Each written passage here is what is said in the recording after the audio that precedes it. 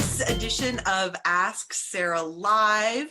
I'm so glad that you are here to join us. Oh, I forgot to say hello. I'm Sarah Brown Westling. So glad that you are here to join us for this conversation tonight. I think this is a super relevant, really timely conversation for us to be having, because I'm guessing a lot of you are really immersed in this conversation already in your schools and in your hallways and in those teacher lounges.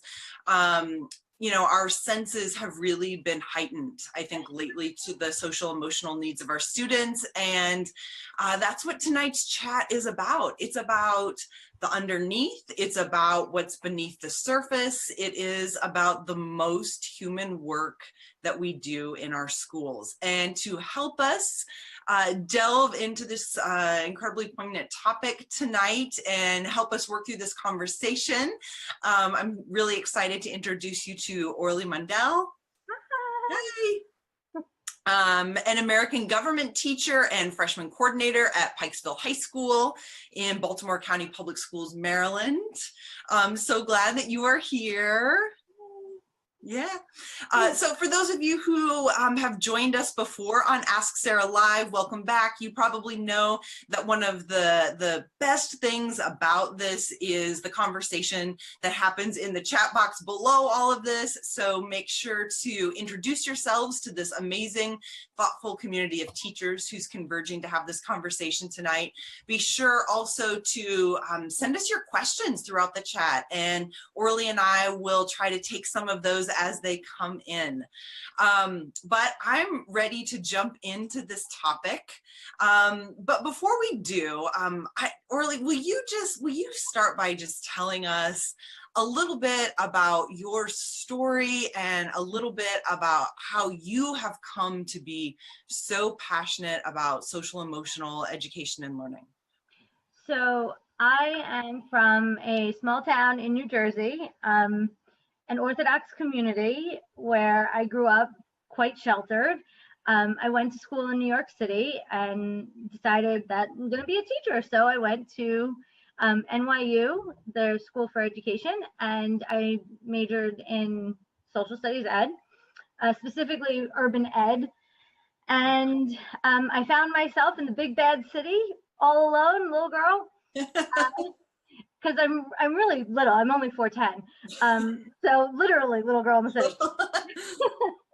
And my first teaching experience was at the Young Women's Leadership Academy, also known as TWILS, in South Harlem. And that was an eye-opening experience where really small school that catered to the needs of kids. Mm-hmm. So it was an eye-opening experience in that these kids really had so much behind who they are. Right. It wasn't just I'm going to school. School was a haven. It was a safe place. So this is when you first started to kind of sense that there's a story under the story. There was more, and my favorite girl there, Portia, she was a force to be reckoned with. Strong girl, and couldn't really figure out why, like that harsh exterior that she was not letting anybody in, and she was fighting every ounce of school.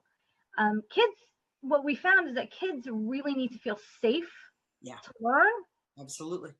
So we kind of helped Portia, and it turns out that her story is actually quite serious. She had a degenerative eye condition that she was going to be blind before she was 30. Yeah. And this was really it's really traumatic. It was really traumatic for her, but it was also, she didn't have any way to deal with it at home.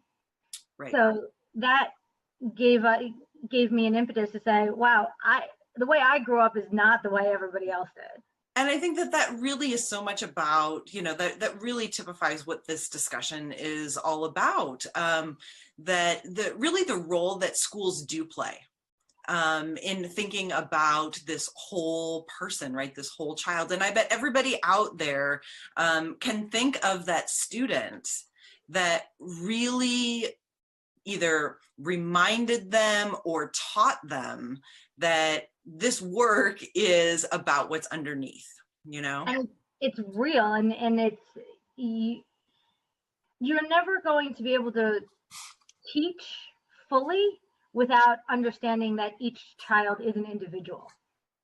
Right.